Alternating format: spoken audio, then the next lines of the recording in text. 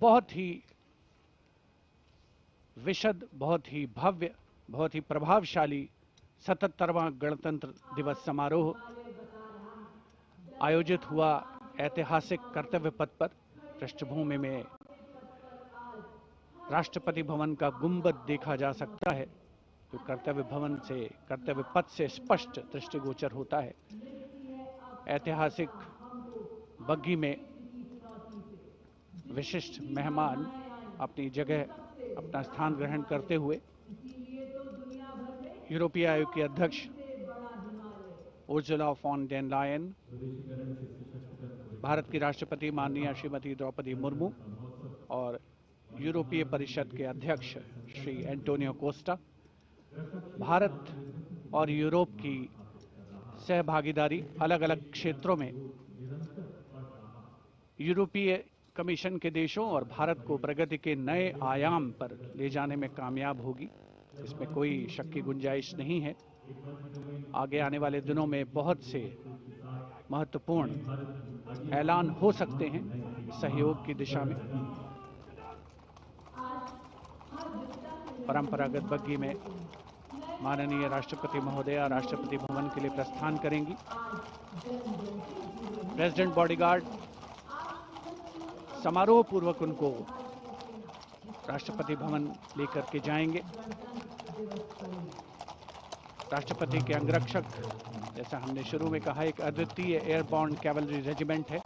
राष्ट्रपति महोदया उपस्थित जनसमूह का, जो कि कर्तव्य पथ के दोनों ओर उपस्थित हैं, अभिवादन करती हुई उनका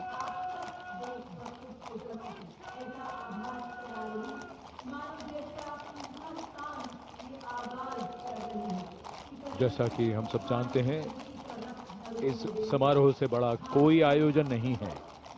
भव्य आयोजन और राष्ट्रपति जी का काफिला राष्ट्रपति भवन की ओर कर्तव्य पथ पर धीरे धीरे आगे बढ़ता हुआ, और जिस क्रम में प्रोटोकॉल के हिसाब से गणमान्य व्यक्तियों का आना हुआ था, अब उसके रिवर्स ऑर्डर में उनका यहां से प्रस्थान होता है। राष्ट्रपति जी के बाद अब माननीय उपराष्ट्रपति जी श्री सीपी राधाकृष्णन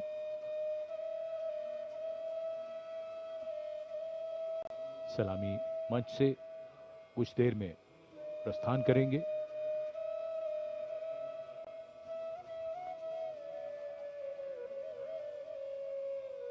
वंदे मातरम के 150 वर्ष आज के समारोह का मुख्य theme.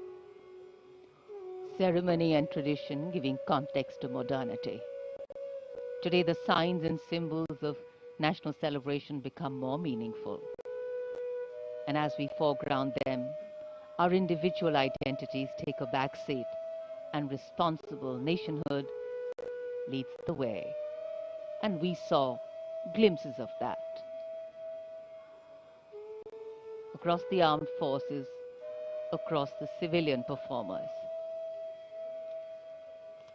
And as the dignitaries depart from the saluting base and we conclude yet another Republic Day parade in New Delhi, we would do good to remember that our extraordinary existence as a civilization has withstood centuries of transformation and still stands strong with its uniqueness in place. We are, however, a young republic, still settling in, still adopting, and still adapting. Our strength has always been our ability to embrace and hold different extremes with gravitas and fortitude, with balance and dignity, tradition and modernity, change and continuity, reconciliation and resistance, and of course resilience and fragility. And India's ability to allow space of change in opinions and differences is what gives it the power to sustain and grow from strength to strength. And here applause growing from strength to strength. Everybody has been waiting. This has become virtually tradition now. Prime Minister Narendra Modi, before departing from the venue, goes right up along either side of the enclosures and Kartavya Path to greet people up close firsthand.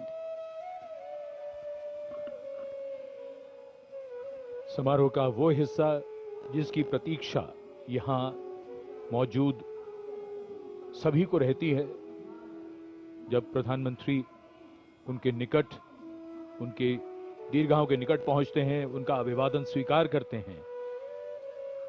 यादगार के कुछ और पल उनकी यादों में शामिल, और प्रधानमंत्री कोशिश करते हैं कि वो काफी दूर तक इन दीर्घाओं में जो दर्शक हैं उनके पास जाएं, उनके नजदीक जाएं और उनका अभिवादन स्वीकार करें।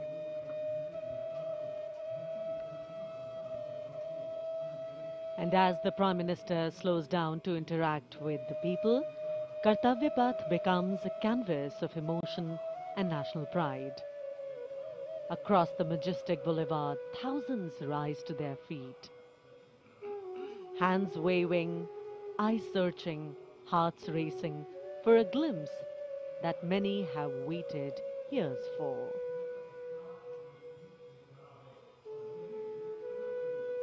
With every wave and folded greeting, the Prime Minister acknowledges the faith of the people seated across Kartavya Path. In that simple gesture lies a powerful connection of trust, respect, and shared destiny. For countless citizens present here today, this is not merely a visual moment. It is an experience that will be remembered for a lifetime, retold to families, preserved in photographs, and cherished in quiet reflection. The excitement visible on these radiant faces here. Children craning their necks, elders offering blessings, tricolors fluttering with pride, speaks volumes of a nation's collective hope. This is leadership, not from a distance, but leadership that reaches out, listens, and reassures.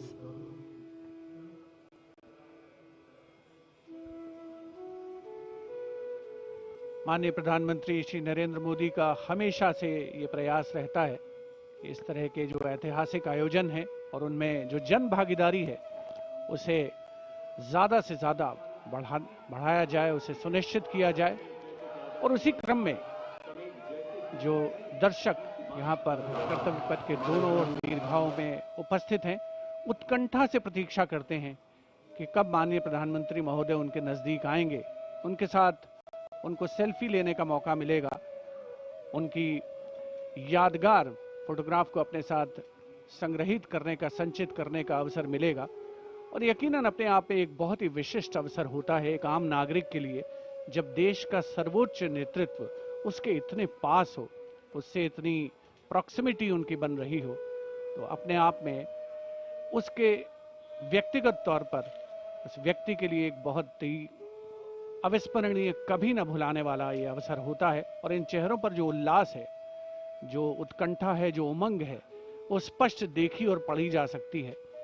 77वें गणतंत्र दिवस का भव्य समापन हुआ है parade का, जहां भारत की समृद्ध सांस्कृतिक विरासत का प्रदर्शन हुआ, देश की सामरिक शक्ति का प्रदर्शन हुआ।